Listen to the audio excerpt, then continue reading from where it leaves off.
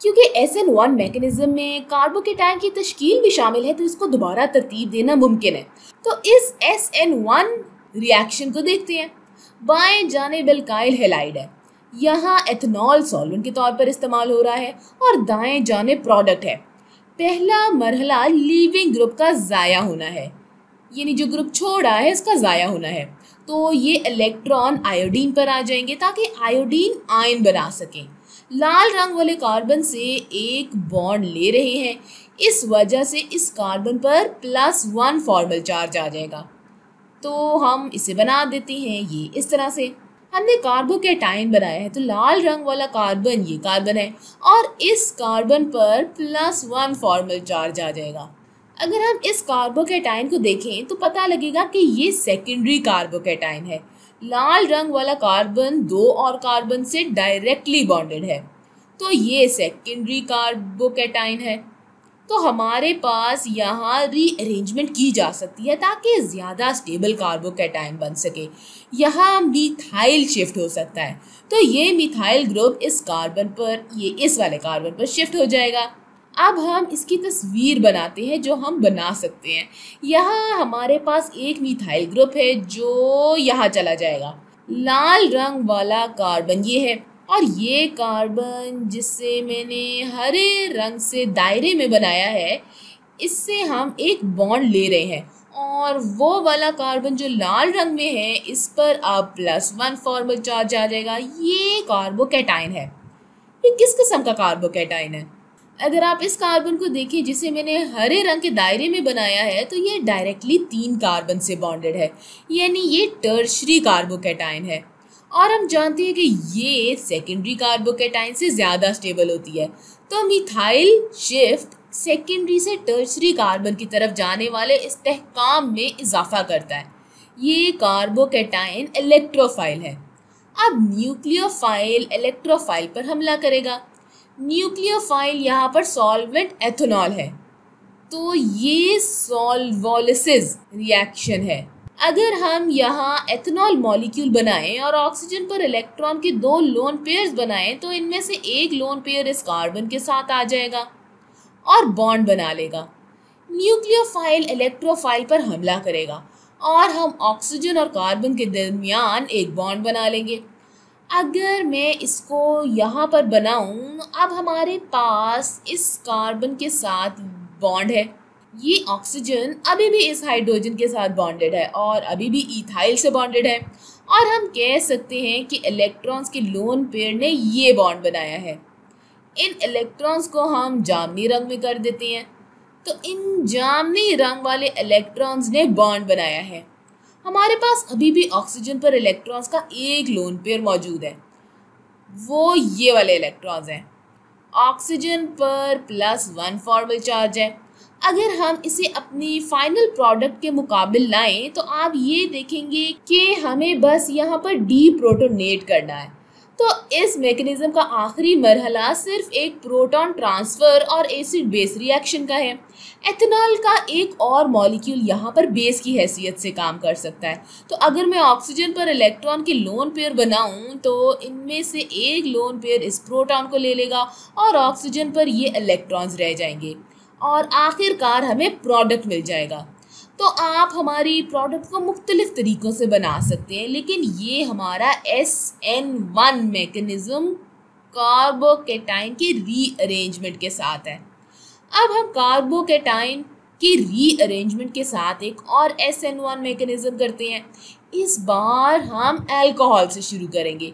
पिछली वाली मिसाल में पहला मरहला लीविंग ग्रुप के ज़ाया होने का था, लेकिन अगर अब हम ये दिखाएंगे इलेक्ट्रॉन्स ऑक्सीजन पर जा रहे हैं ताकि हाइड्रो ऑक्साइड आयन बना सके, तो ये सही नहीं रहेगा, क्योंकि हाइड्रो ऑक्साइड आयन अच्छा लीविंग ग्रुप नहीं है।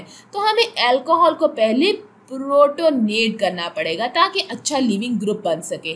तो इस मैकेनिज्म का पहला मरहला प्रोटॉन ट्रांसफर का है। यहाँ अल्कोहल बेस के तौर पर काम करेगा और HCO3+ एक प्रोटॉन डोनेट करेगा, तो हाइड्रोनियम आयन हमारे लिए असासे के तौर पर काम करेगा।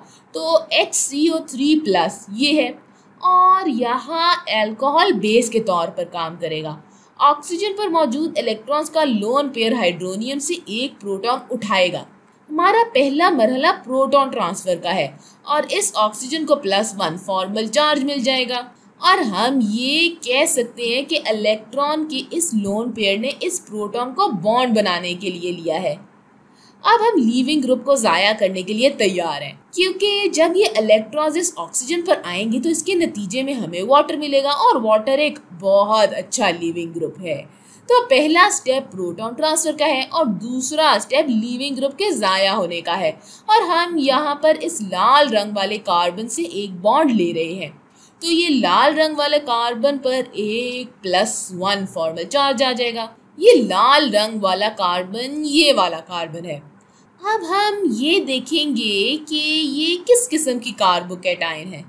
लाल वाला कार्बन दो और कार्बन से डायरेक्टली बॉन्डेड है, तो ये सेकेंडरी कार्बोकैटायन है।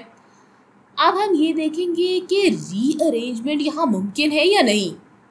ये जामुनी रंग वाले कार्बन पर अभी भी एक हाइड्रोजन बाकी है और हाइड्राइड शिफ्ट के नतीजे में हमें ज़्यादा स्टेबल कार्बोकैटायन मिलेगा। हाइड्राइड शिफ्ट को याद करें और इस हाइड्रोजन और इलेक्ट्रॉन्स के बारे में सोचें। इन्हें हम लाल रंग वाले कार्बन पर शिफ्ट कर देते हैं। अब हम वो बनाएंगे जो हमारे पास इसके नतीजे में आएगा। और अगर अब आप इस लाल रंग वाले कार्बन को देखें तो हमारे पास इसके साथ हाइड्रोजन पहले से बॉन्डेड है। अब हम इस कार्बन को हाईलाइट करेंगे। हमारे पास मिसाल में पहले से हाइड्रोजन इससे बॉन्डेड था।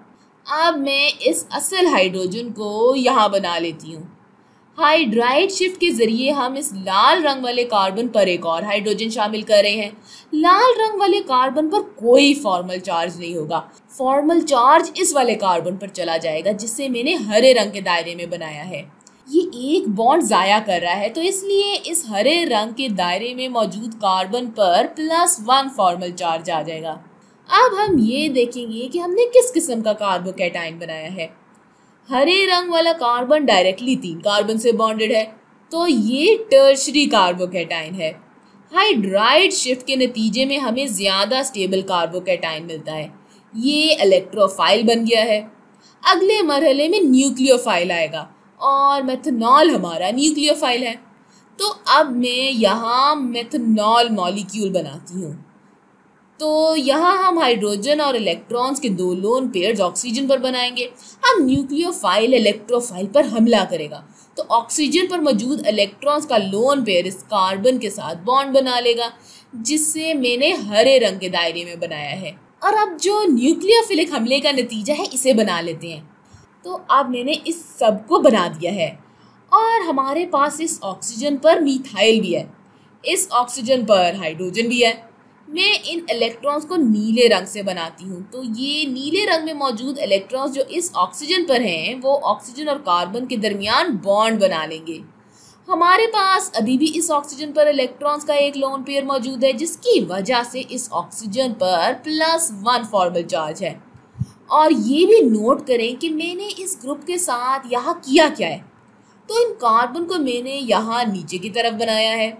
इस बॉन्ड के गिर्द फ्री रोटेशन है, इससे आप जैसा चाहे बना सकते हैं। मैंने इसे इसलिए इस तरह बनाया ताकि ये थोड़ा बहुत हमारी प्रोडक्ट की तरह लगे जब हम इन दोनों को आपस में मिलाएं या कंपेयर करें। आखिरी मरहला प्रोटॉन ट्रांसफर का है। अब हमें एक प्रोटॉन निकालना है और बस हमारे पास फाइनल प्रोडक्ट आ जाएगा। मेरे पास यहाँ बेस के हवाले से कुछ चॉइस मौजूद है। मैं यहाँ पर वाटर मॉलिक्यूल को भी इस्तेमाल कर सकती हूँ, जिसे हमने पिछले मरहले में खो दिया था, या फिर मैं मेथनॉल के एक मॉलिक्यूल को भी बेस के तौर पर इस्तेमाल कर सकती हूँ। इससे कोई फ़र्क नहीं पड़ता कि हम यहाँ क्या इस्तेमाल कर रहे हैं। तो मैं वाटर मॉलिक्यूल इस्तेमाल करूँगी। दोनों सूरतों में वाटर और मेथनॉल आखिरी मरहले में बेस के तौर पर काम करेंगे और इस प्रोटॉन को लेकर इलेक्ट्रॉन को छोड़ देगा और हमारी फाइनल प्रोडक्ट बन जाएगी।